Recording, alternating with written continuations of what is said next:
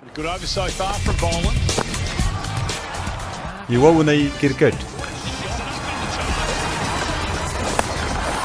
He goes straight. Oh, and he's got another one over the rope. په دې خپرونه کې د کورني او نړیوال کرکټ په تړاو تازه خبرونه، راپورونه او همداراز د کرکټ لوبغاړو او کرکټ پوهانو سره لنډې مرکې درته وړاندې کوو.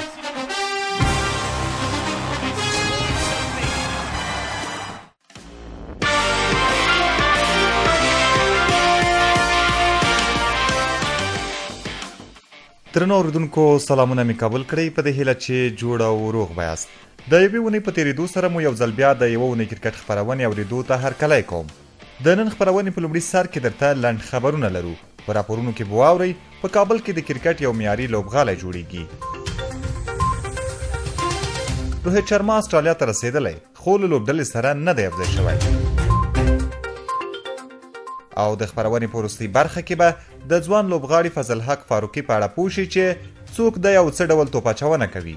که مو کولی شو خپرونه تر پایه راسره واورئ. پیل پر لنډو خبرونو.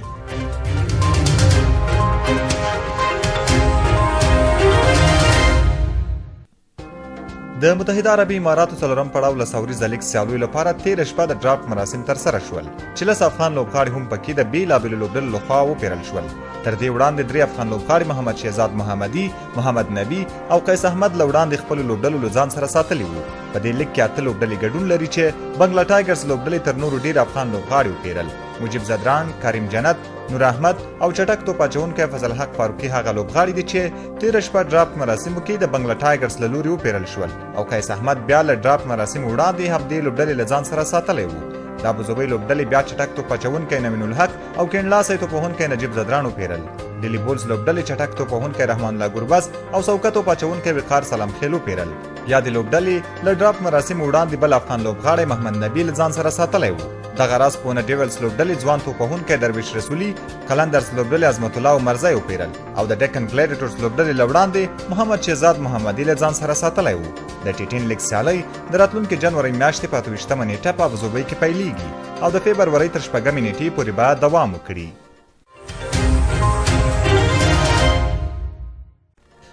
د بیګ باش لیګ سیالیو په 14مه لوبه کې د راشد خان اړوند سټرایکرز لوبډلې د مجیب رحمان اړوند برسبان هیټ لوبډلې ته د 2 منډو په توپیر ماتې ورکړه. په دې لوبه کې سټرایکرز لوبډلې د 6 لوبغاړو په سوځېدو سره د 151 منډو هدف ورکړ. په توپوهنه کې د سټرایکرز لپاره مارټ رنشاو 2 او راشد خان 9 ناسوځېدلې منډې جوړې کړې. په توپاچونه کې د برسبان هیټ لپاره زاور بارټلټ د 40 منډو په ورکولو سره 3 وکټې ترلاسه کړې او مجیب رحمان بیا د 20 منډو په ورکولو سره کومه وکټ ترلاسه نه کړه. د یاد هدف په ځواب کې برسبان هیټ لوبډلې د 9 لوبغاړو په سوځېدو سره 148 منډې جوړې کړې او لوبه یوازې د 2 منډو په توپیر بایلوده. په توپوهنه کې د برسبان هیټ لپاره جیمی پیرسون 9 ناسوځېدلې او مجیب رحمان بیا 13 منډې جوړې کړې. د سټرایکرز لپاره په توپاچونه کې راشد خان د 13 منډو په بدل کې 2 لوبغاړي وسوځول. د لوبې غوره لوبغاړی پکې د برسبان هیټ لوبډلې لوبډلمشر جیمی پیرسون شو چې په دې لوبه کې 9 ناسوځېدلې منډې جوړې کړې وې. د افغان کرکټ بورډ پورې اړوند د اموزون مشر روزونکی خالقداد نوري د ادارې د ډیسپلین یا انضباط قانون د 10مې مادې له 3مې فقرې او د 13مې مادې له 9مې فقرې سره د سرغړونې په پایله کې له 2 کلن بندیز سره مخ شوی دی. خالقداد نوري په لیس سیالیو کې د مساینک زون لپاره د مشر روزونکي په توګه ټاکل شوی و خو هغه د لوبو تر وروستیو پورې لوبډلې ته نه ورغلی او د روزونکي په توګه خپله دنده نه وه ترسره کړې.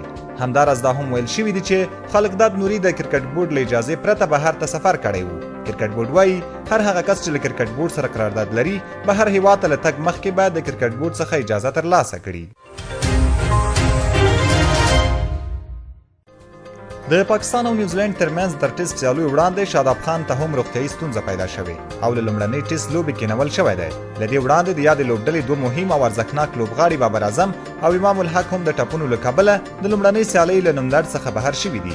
شاداب خان د پاکستان او نیوزیلند ترمنځ په وروستۍ سیالۍ کې د پښې د درد احساس وکړ خو تر اوسه یې لامل او ستونزه مشخصه نه ده. پی سی بي د نوموړي پر ځای ظفر ګوهر ته په لوبډله کې ځای ورکړی دی. پاکستان کرکټ بورډ ویلي چې د پنجشنبې په ورځ به د شاداب خان د پښې سکن وشي او تر هغه وروسته به درملنه او په 2مه ټیسټ لوبه کې د لوبېدو پریکړه وشي. پاکستان او نیوزیلند د ډسمبر په 26مه نیټه لومړنۍ ټیسټ سیالۍ پیلوي چې د پاکستان لپاره به لومړی ځل د ټیسټ سیالیو لوبډلمشري محمد رضوان وکړي. د یادونې وړ ده چې پاکستان په شل اوريزه سیالیو کې د بابر اعظم او امام الحق په نشتون کې د نیوزیلند څخه 2-1 ماتې وخوړه. د کرکټ نړیوالې شورا په یو پریکړه کې کرکټ بورډونو ته اجازه ورکړې چې د لوبغاړو پر لباسونو سترې لوګوګانې لګولی شي یا د پریکړه په موقتي ډول شوي او موخه یې کرکټ بورډونو سره مرسته کول دي ترڅو له لاندې لار وکولی شي د کرونا ناروغۍ په جریان کې له لاسه ورکړي عواید راپوره کړي.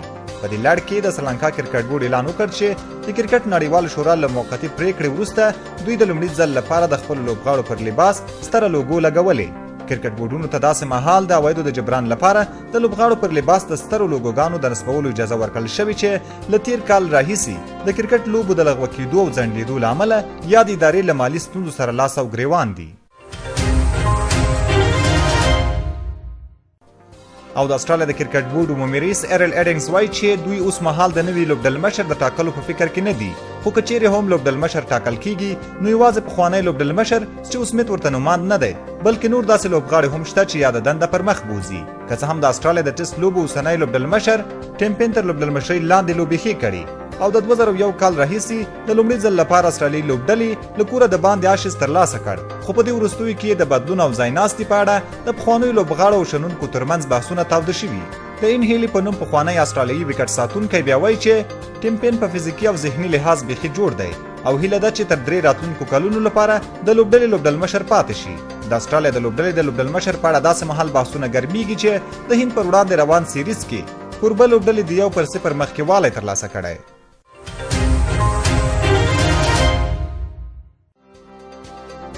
قدرمن اوریدونکو لنډ خبرونه هم دومره اوس هم د راپورونو او معلوماتو برخه.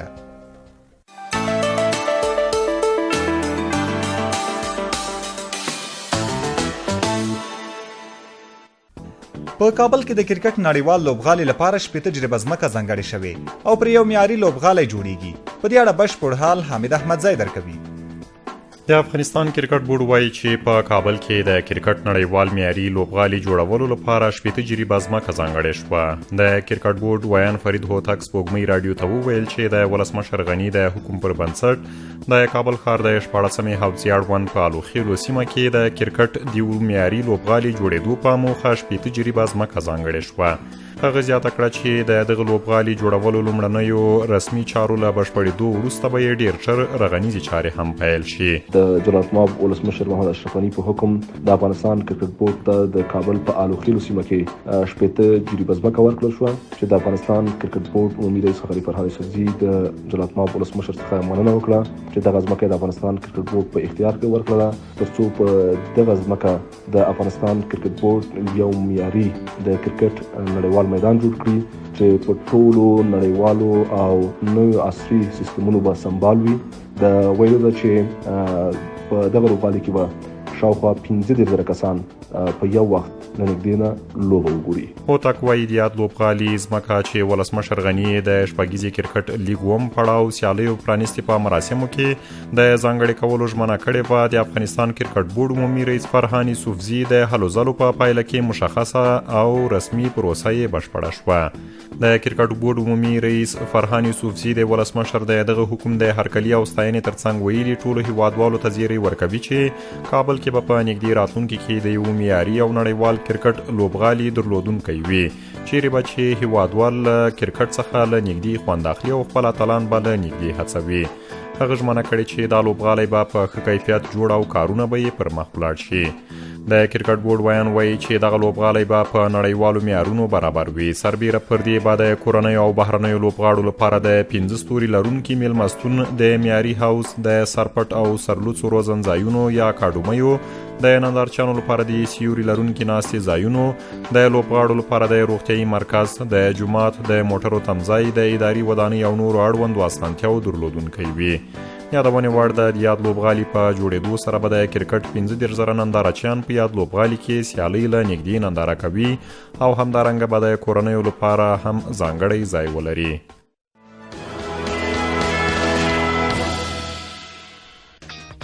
په 14 پړاو هند غوره لیګ سیالیو آی پی ایل کې د هند لوبډلې د لنډ فارمټ لوبډلمشر روهیت شرما له زخمي کېدو وروسته د استرالیا سفر لپاره لوبډلې ته انتخاب نشو.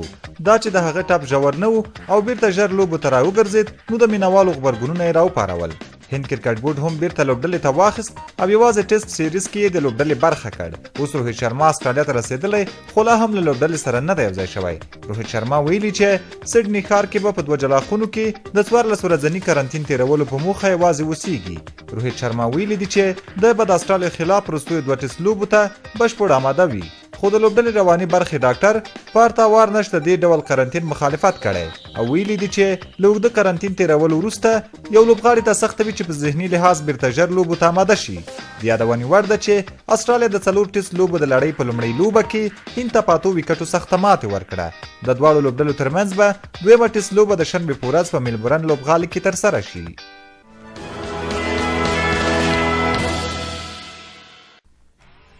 د افغانستان کرکټ ملي لوبډلې چاینا مین توپ اچوونکی ظاهر خان په استرالیا کې د خپل لوبډلې سره یوځای شوی او تمرینات پیل کړي دي.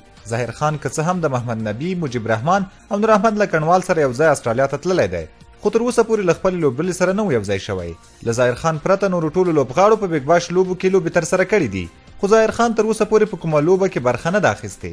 ظاهر خان چې سږ کال په بیګ باش لیګ کې د میلبورن سټارز لوبډلې سره لوبیږي تازه له خپل لوبډلې سره یوځای شوی دی. میلبورن سټارز د ظاهر خان یو عکس په ټولنیزو رسنیو کې خپور کړی دی او ورته یې لیکلي دي چې مخکې له برسبن هیټ سره او اوس د میلبورن سټارز لوبډلې سره دی. په ټویټر کې د میلبورن سټار لوبډلې ظاهر خان ته هرکلی ویلی دی. د یادولو وړ ده چې میلبورن سټارز تر اوسه پورې 3 لوبې ترسره کړي دي چې 2 لوبو کې بریا خپله کړې او یوه لوبه یې بې پایلې پای ته رسېدلې ده. 10 نمرې لري او په جدول کې 2مه لوبډله ده. میلبورن سټارز لوبډله خپل راتلونکي لوبه د سډني سکسر سره د ډسمبر په 26مه نیټه ترسره کوي او هیله شته چې ظاهر خان په دغه لوبه کې ولوبیږي.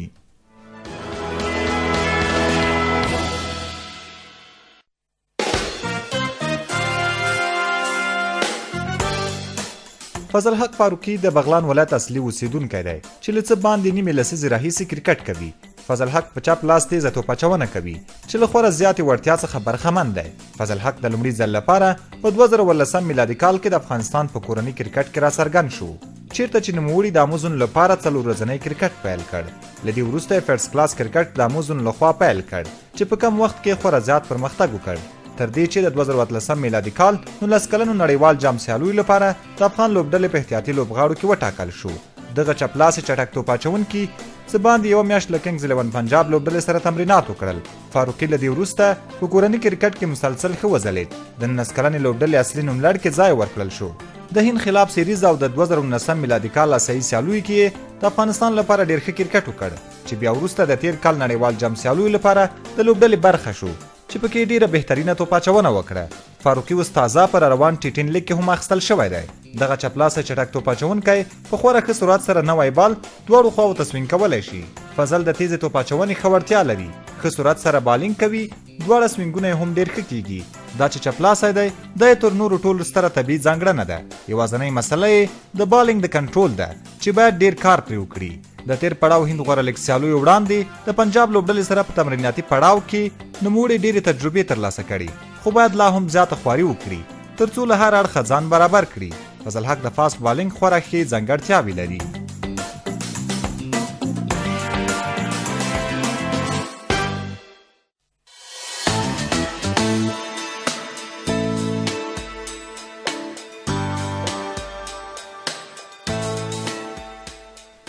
قدرمن اوریدونکو د نن یو اونۍ کرکټ خپرونه تر همدې ځایه وه چې تاسو ته وړاندې شوه. په دې هیله چې نن خپرونه مو د خوښې وړ ګرځېدلې وي.